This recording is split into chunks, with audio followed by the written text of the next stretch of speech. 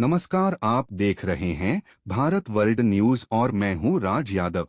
छठ पूजा भारतीय सांस्कृतिक धरोहर का वह अध्याय है जिसे न किसी भव्य मंदिर की आवश्यकता होती है न किसी महंगी सजावट की। यह वह पर्व है जिसमें आस्था सीधे प्रकृति को प्रणाम करती है, सूर्य को, जल को, पृथ्वी को और आत्मा की शुद्धता को। कार्तिक मास के शुक्ल पक्ष की षष्ठी तिथि को मनाया जाने वाला यह पर्व मुख्यतः बिहार, उत्तर प्रदेश, झारखंड, नेपाल के तराई इलाकों से प्रारंभ होकर आज पूरे भारत और विश्व के अनेक देशों तक फैल चुका है। लाखों लोग गंगा, यमुना, सरयू, कोसी, सोन जैसी नदियों के किनारे खड़े होकर अस्त होते सूर्य और इसके बाद उगते सूर्य को अर्घ्य अर्पित करते हैं। छठ पूजा केवल धार्मिक आस्था का रूप नहीं बल्कि पर्यावरण प्रेम, परिवार की एकता, सामाजिक समरसता और वैज्ञानिक अनुशासन का जीवंत रूप भी मानी जाती है। यह विश्व का अकेला त्योहार है जिसमें सूर्य की प्रत्यक्ष उपासना की जाती है और व्रती बिना जलान्न ग्रहण किए 36 घंटे तक का कठिन तप करते हैं। छठ पूजा का उद्भव वैदिक काल से माना जाता है। ऋग्वेद में सूर्य उपासना का विस्तृत वर्णन मिलता है। इसी प्रकार रामायण में अयोध्या लौटने के बाद सीता माता ने कार्तिक शुक्ल षष्ठी को सूर्य देव और छठी मैया की पूजा की थी। महाभारत में भी कुंती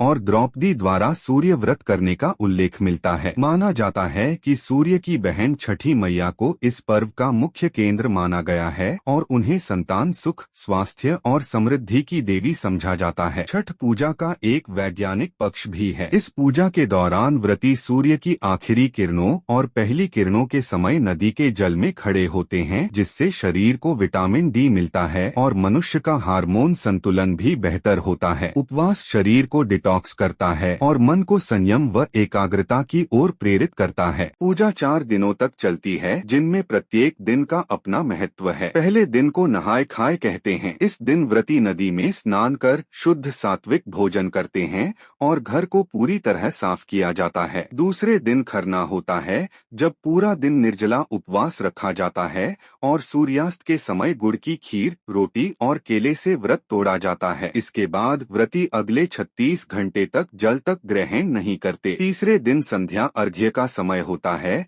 जब महिलाएं सूप में ठेकुआ, दीपक, फल व गन्ना रखकर घाटों पर जाती हैं और डूबते सूर्य को अर्घ्य देती हैं। इस समय घाटों पर लोकगीतों की अद्भुत लहर उठती है। कांच ही बांस के बहंगिया से लेकर उठो हो उगह सूर्य देव तक। चौथे दिन उगते सूर्य को अर्घ्य दिया जाता है, जिसे उषा अर्घ्य कहा जाता है। इसके बाद व्रती प्रसाद ग्रहण कर व्रत का समापन करते हैं, जिसे परन कहा जाता है। छठ पूजा 2025 के लिए बिहार, उत्तर प्रदेश, दिल्ली, झारखंड और अन्य राज्यों में बड़े स्तर पर तैयारियां शुरू हो चुकी हैं। पटना में गंगा किनारे के सभी घाट जैसे दीघा, कुर्जी, बक्सर घाट, नेवरा घाट की सफाई युद्ध स्तर पर की जा रही है। बिहार सरकार ने इस वर्ष घाटों की मरम्मत, प्रकाश व्यवस्था, सुरक्षा, जल शुद्धिकरण और मेडिकल सुविधाओं के लिए लगभग 120 करोड़ रुपए का बजट जारी किया है। एनडीआरएफ की टीमें घाटों पर तैनात रहेंगी और लगभग 10,000 अतिरिक्त पुलिसकर्मी भी सुरक्षा संभालेंगे। दूसरी ओर दिल्ली में यमुना तटों पर भी विशेष व्यवस्था की जा रही है। कालिंदी कुंज, छठ घाट, मयूर विहार, वजीराबाद जैसे स्थानों पर लेड लाइट, सीसीटीवी कैमरे, मोबाइल शौचालय और जल निकासी की पुख्ता व्यवस्था की जा रही है। दिल्ली सरकार ने 1100 विशेष बसें चलाने का निर्णय लिया है